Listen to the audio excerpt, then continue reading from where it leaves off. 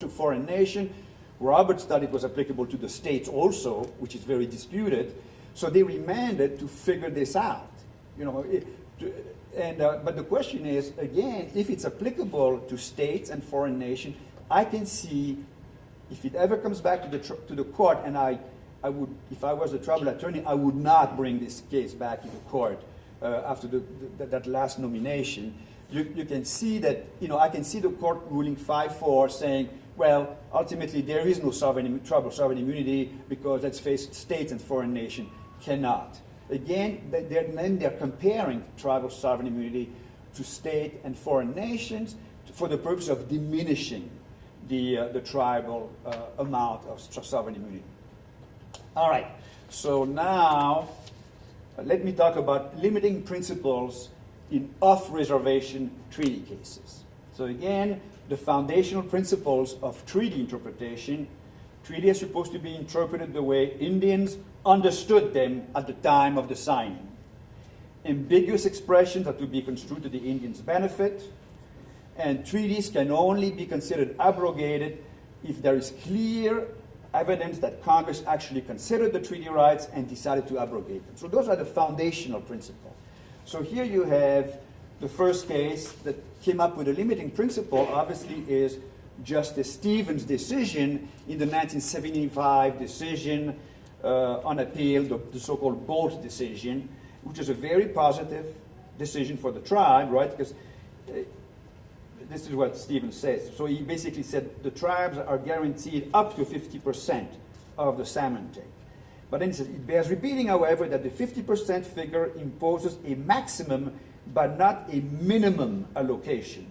The central principle here must be that Indian treaty rights to a natural resource that once was thoroughly and exclusively exploited by the Indians secures so much as, but no more than, is necessary to provide the Indians with a livelihood, that is to say, a moderate living. Okay? So the question is, now that's the limiting principle. This is a treaty right, and this is a moderate living. And I think that David Getches is a good law review article where he goes into the papers and he shows that Justice Stevens just picked that thing out of thin air. He just invented it. And the reason he did is that he wanted to get a majority of the justice to rally up against him, for him.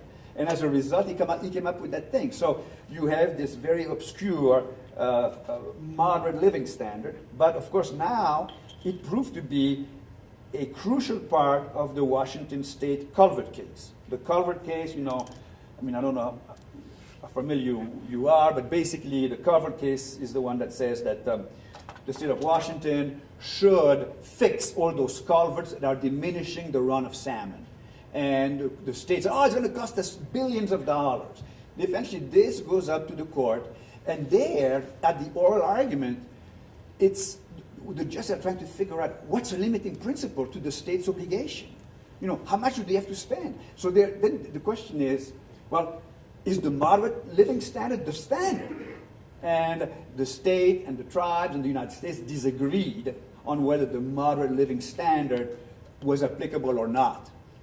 It was a 4-4 decision that upheld a favorable decision of the Washington Supreme Court, so it was never decided. But I think what you had there was 4-4, and they were hopelessly deadlocked on what standard to apply concerning the obligation of the state. Then I have one more case, Cougar-Den versus Washington. And in Cougar-Den, this is the case where the state of Washington is trying to tax a tribal corporation that uses state highway to bring in, stuff to the reservation and back and forth. The tribe is arguing that they have an 1855 treaty secured to tribal members the right, in common with citizens of the U.S., to travel upon all public highways, and that this preempts the state fuel tax, because the state fuel tax will interfere with the right to travel. The Washington State Supreme Court agreed with the tribe, relying heavily on the canons of statutory interpretation that I quoted to you earlier. That's the way the Indians understood it when they signed. Travel was extremely important, commerce was extremely important, and they didn't want to get locked up on their reservation. But then you had a dissent, and the dissent basically talked about, again, no limiting principles in the majority decision. And this is what she had to say. What this ruling puts at risk is Washington's and potentially other states' ability to tax goods consumed within its borders. A simple extension of the majority's logic would allow non-tribal members to avoid the imposition of state use, excise, or sales tax on goods they consume through a contrived transport, but by Yakima Nation or Nez Perce tribal members. The majority provides no clear limits.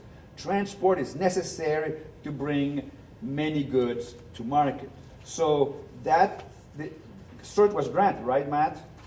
But I think the limiting principle, again, is going to be at stake here, because that's, in effect, that's the way the justices think. All right, there's that treaty right, there's those foundational principles, and do we still recognize them if it's going to work? It's going to give the Indians what they perceive to be an unfair advantage. The problem with those limiting principles and level playing field, as IGRA has shown, and as other areas have shown, is that or the state jurisdiction case, that you start with a principle that seems to be okay, and then it gets totally misapplied or changed, and it's always to the detriment of the tribe. Thank you.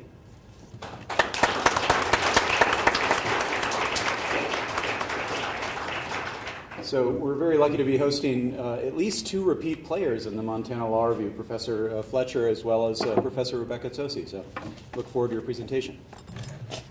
Thank you so much. It is really an honor and a privilege to be here, and I commend Jennifer Shannon and other members of the Law Review for arranging an absolutely amazing day for us of rich presentations and the sharing of knowledge, but also creating such a warm and hospitable environment. I feel so fortunate to see my colleagues, my friends, former students, just an amazing array of people here, and I'm very, very grateful to be here. I have joined a very high-power panel, and my head is full of the law. Does anybody feel like that right now? Your head's just so full of the law? And my colleague, Judge Shemitawa, has amazing things to share with us.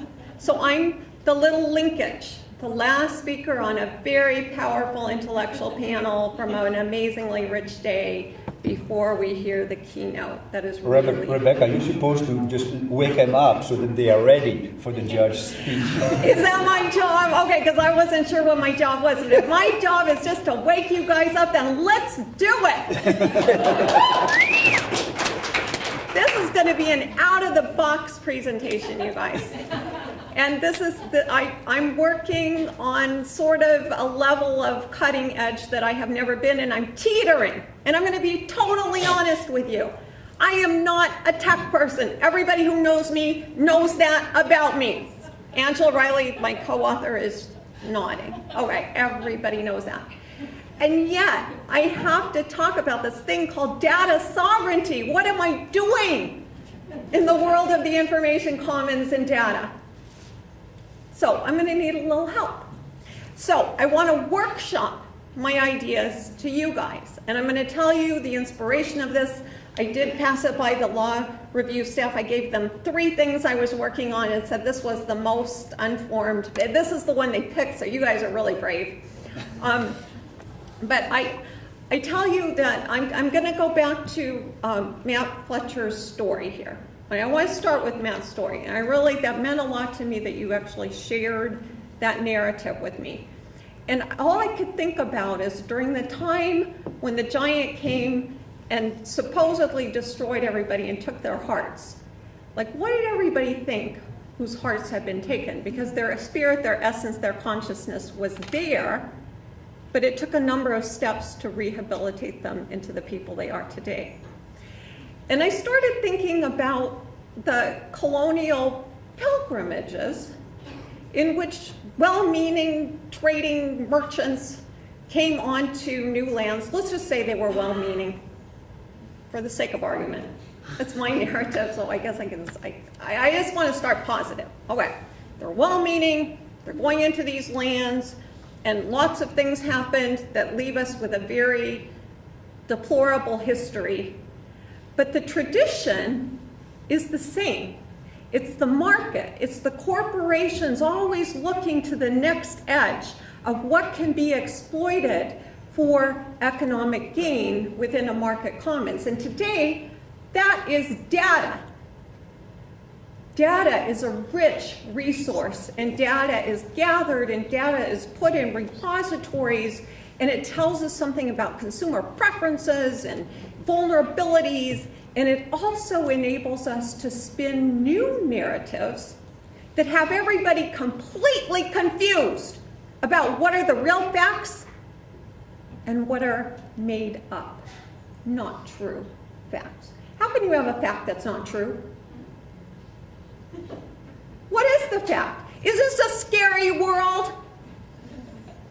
Because the essence of knowledge is the knowledge that you have as a people about who you are, where you came from, what your purpose is, and what you're supposed to do over time. There was a question that came up or a comment earlier, and one of the members of the audience who's still here said, well, what about transboundary people? So the Blackfeet Nation, Tohono O'odham on the southern border, Yaqui on the southern border, ton of tribes on the northern border.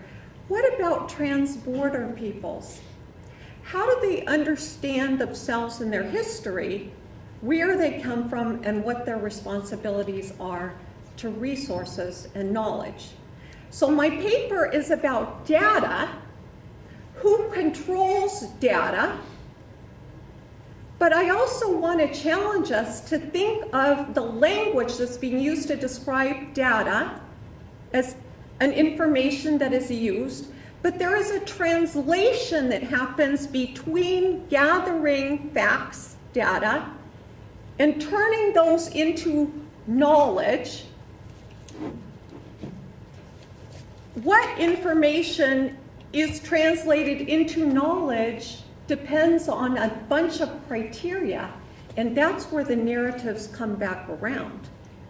So who controls those narratives and translations is really who has the power.